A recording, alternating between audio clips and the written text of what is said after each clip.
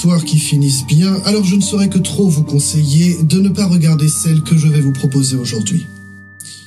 En effet, dans ces histoires, non seulement ça finit mal, mais le début n'est pas plus joyeux et le milieu ne vous fera pas sourire non plus. Il va bien sûr sans dire que personne n'est obligé de continuer, et je ne saurais que trop vous conseiller de fermer YouTube et de regarder un programme plus réjouissant.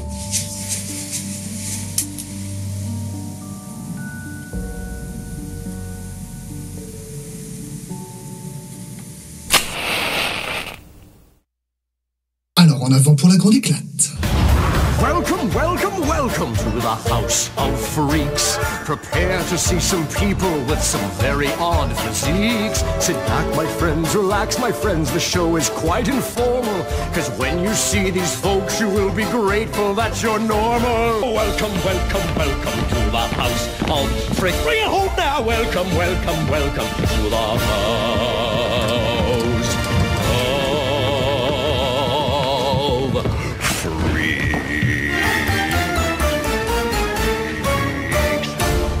Bonsoir mes petits macros. Oh, ça fait du bien de se retrouver sans avoir la pression d'un seul film à traiter. Hein? C'est chouettos, non? Ça se dit encore, chouettos? Je suis pas sûr.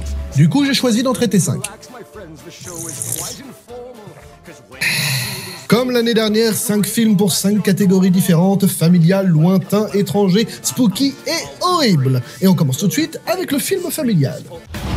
Welcome, welcome, welcome to the House of Freaks. Prepare to see some people with some very odd physiques. Wendell et Wild, réalisé par le vrai réalisateur de L'étrange Noël de Monsieur Jack, Henry Selick. Sorti en 2022 sur Netflix, le film est une réadaptation d'une nouvelle de Selick avec l'aide de Jordan Peele, le réalisateur de ça.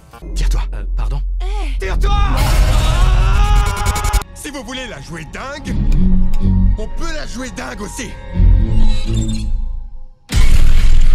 Oh non, non, non. Concernant l'histoire, accrochez-vous à vos chaussettes, on est parti. Kat Elliott, jeune fille de 13 ans et dont les parents sont morts lorsqu'elle était petite pendant un accident de voiture, entre dans un pensionnat catholique de jeunes filles où lors d'un cours, elle va recevoir une marque étrange sur la main, marque qui va attirer à elle 2 démons shootés à la crème capillaire qui ressuscitent les gens.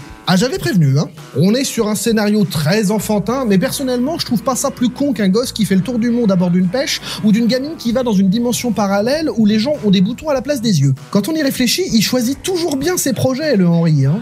Alors, je vous entends déjà, Beck, on n'a plus 4 ans, arrête de nous proposer des films en pâte à modeler, ce à quoi je vous répondrai que d'une part, vous devriez arrêter de me parler derrière un écran parce que je vous entends pas, et d'autre part, que ce serait une insulte au travail colossal des animateurs qui ont travaillé avec minutie chaque émotion et l'ambiance générale du film. Sans déconner, j'ai jamais eu autant l'impression de me cailler en regardant un film d'animation.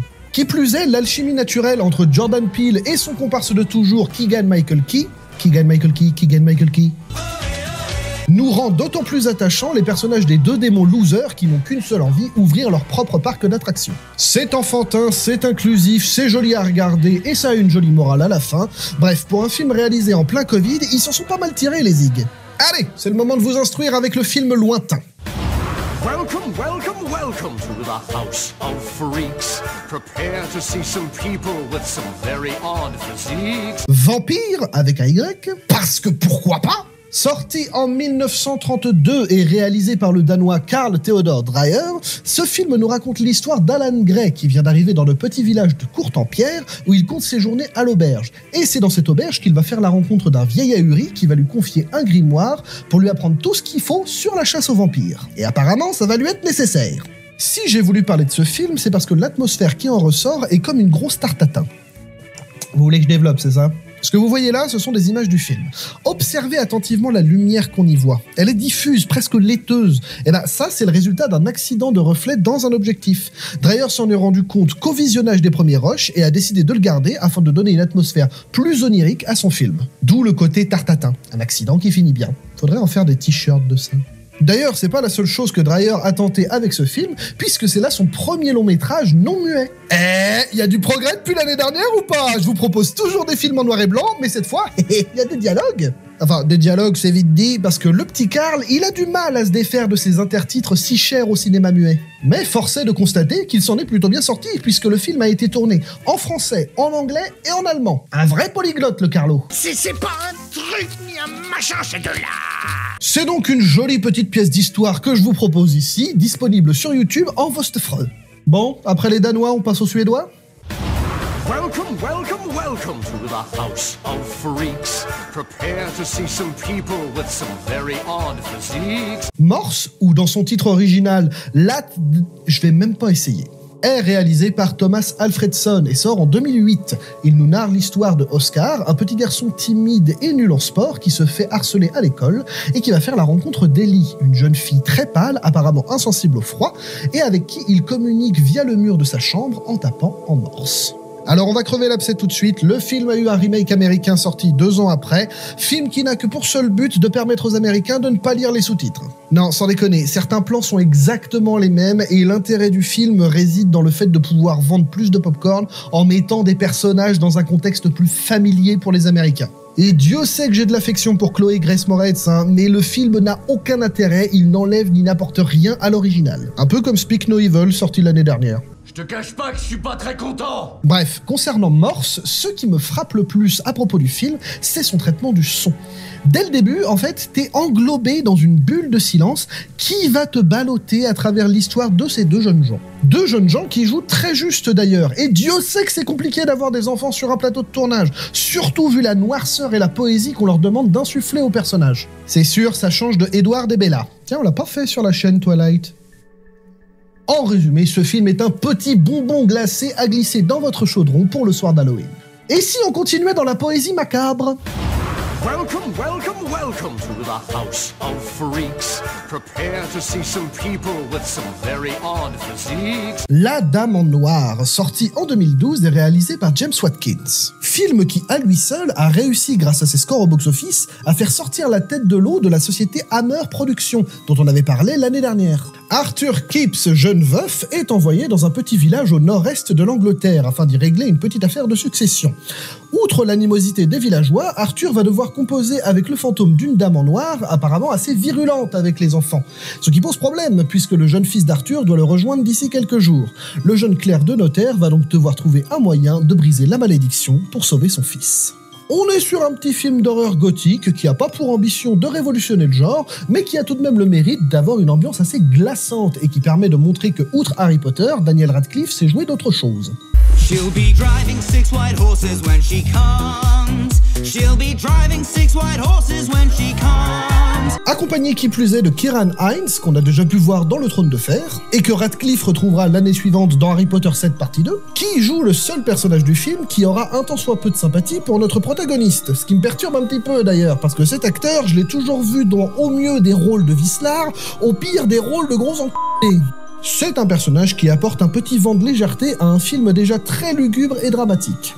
Mais seules les ténèbres existent, une noire et déprimante solitude qui te dévore l'âme. Et qui, à plusieurs occasions, m'a donné des petites sueurs froides dans le dos, notamment à la fin, où je me suis dit « Non, elle va pas le faire, elle va pas le faire, elle va pas le faire !» Eh ben si. Et en parlant de sueur froide, est-ce qu'on n'enchaînerait pas avec quelque chose d'horrible ? J'ai entendu parler d'un truc, ça s'appelle A Serbian Film. 5 minutes later. Bon, eh ben on va parler d'un truc plus soft. Welcome, welcome, welcome to the House of Freaks. Prepare to see some people with some very odd physiques. Hellraiser, le Pacte, sorti en 1987 et dont le réalisateur est l'auteur de la nouvelle dont est tiré le film, Clive Barker. Bon, alors comment dire ça Ce film met en scène des démons sadomasochistes. Mais pas SM comme ça. SM comme ça. Larry Cotton, sa fille Christy et la belle-mère de cette dernière, Julia, emménagent dans la maison du frère de Larry, Frank, après la disparition de ce dernier. Ce qu'ils ne savent pas, c'est que quelque temps auparavant, Frank avait invoqué toute une panoplie de démons, les Cénobites, qui lui avaient promis moult sévices et autres tortures en l'emmenant avec eux.